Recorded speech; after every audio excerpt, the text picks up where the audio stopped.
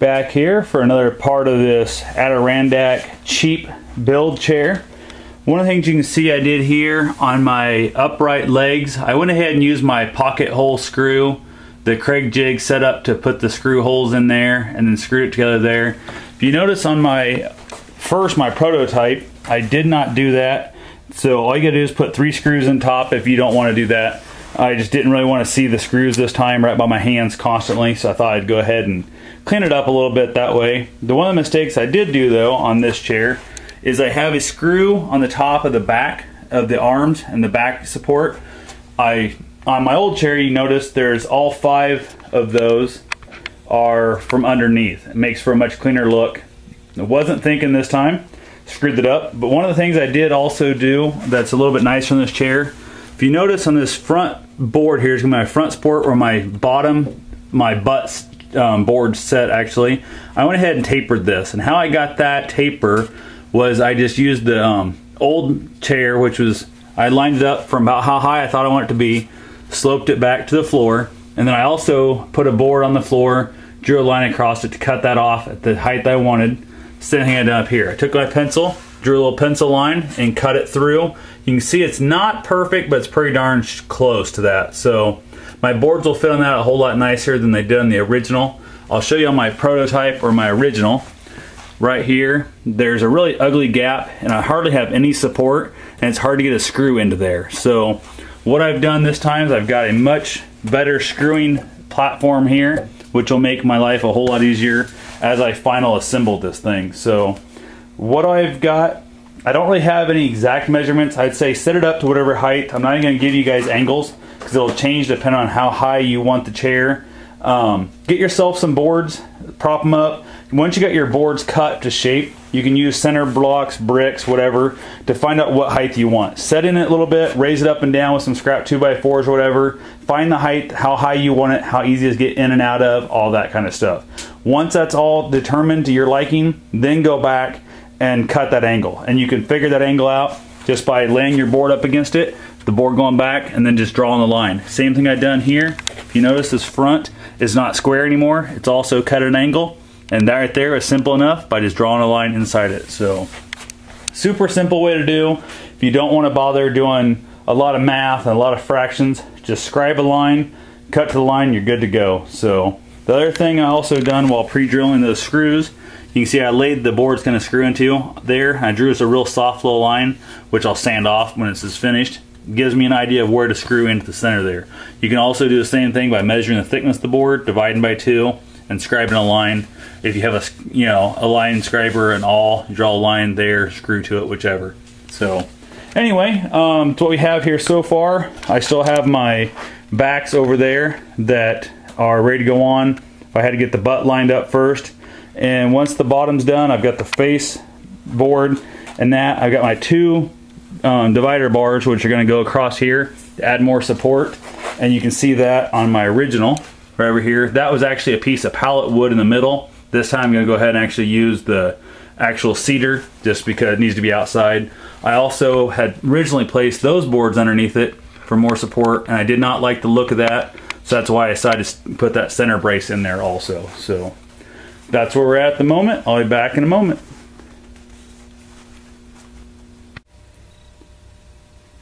Well, I'm back here for my wrap up of my idiot's guide to how to build a cheap Adirondack style chair. Not traditional Adirondack, but that kind of design. Overall, I think the chair turned out pretty good. There's a few mistakes I'm going to point out to you. Most people probably wouldn't notice. And then there's a few things I think I'll change on my next chair. So I'm still kind of I guess fine-tuning this whole process. I did screw up right here, and I did not pre-drill that, and like an idiot, sure enough, I was trying to hold it one hand, no clamp, hold the screw gun, thought, well, I'll just screw it together real fast, and it split out on me almost as soon as I got the screw in. So I got tons of glue behind it, tons of glue inside it, and I have a good screw here, screws on the side, the whole 9 yards. A couple things I also done differently here is I put the pocket hole screws in, which we mentioned. I also only routed the top edge of these boards all the way through. And on the original, my prototype, whatever you want to call it, I routed both underneath and above. I did not like that look.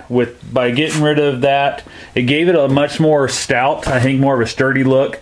I might come in here and round these over and round these front edge over here, but I don't know.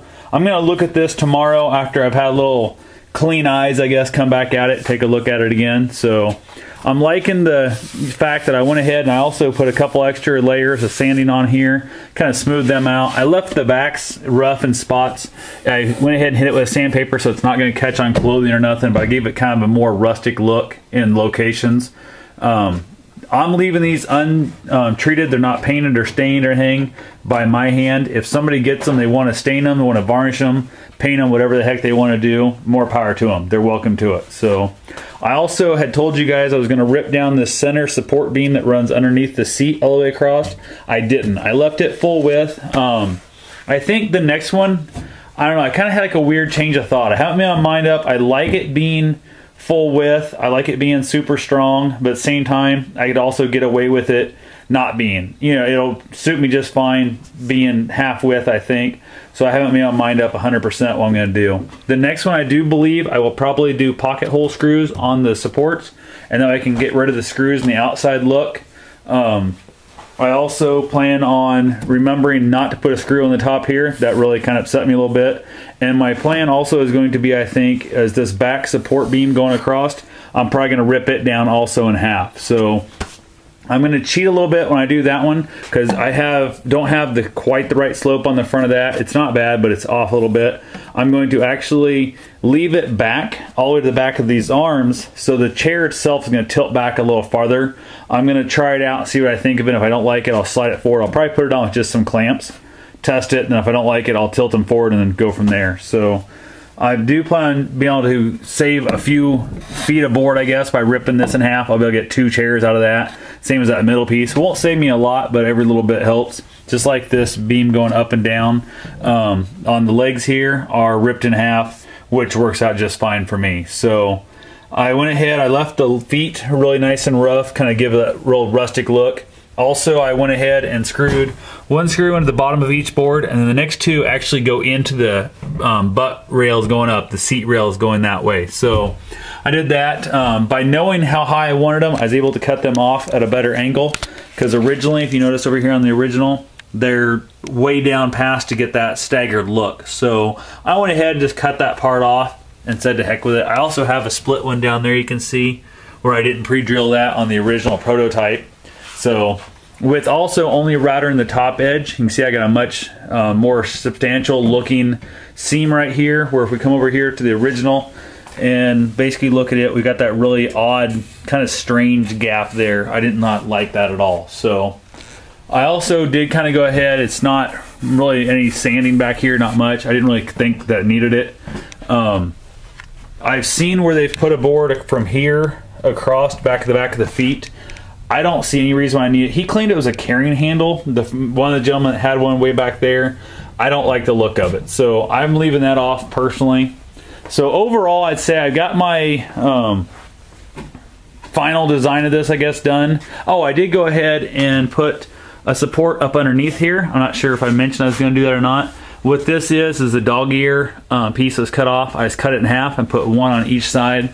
So you notice it's got the factory dog ear from the fence post, but it works for what I'm doing. It basically keeps this outside of this arm from twisting down. When you go to get up, you push a lot of weight on it. So that's where I'm at right now. I didn't round off the edges of these boards or anything, the uprights.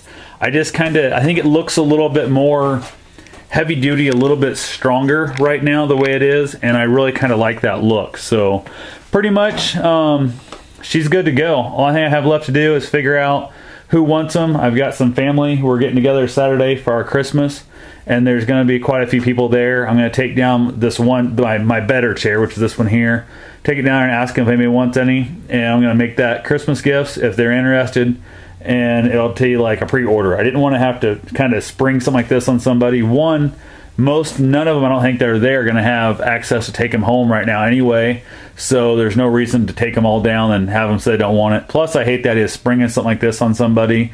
If it's not the style they want, they don't like the look of it, they would never use it. then it feels like one of those things that when you show up their house, they have to drag it out and put it back on display and pretend they love it. So figure I'll just show them that, and if they like it, then I'll make some to order. If they don't like it, it'll save me a lot of time, a lot of money, and a lot of, you know, effort in the process. So if you guys have any questions about this at all, please feel free to go ahead and shoot me a comment down below. If you have any suggestions on what would make this better, also please feel free to shoot me a comment down below, and I'll be happy to incorporate that into my next chair when I build.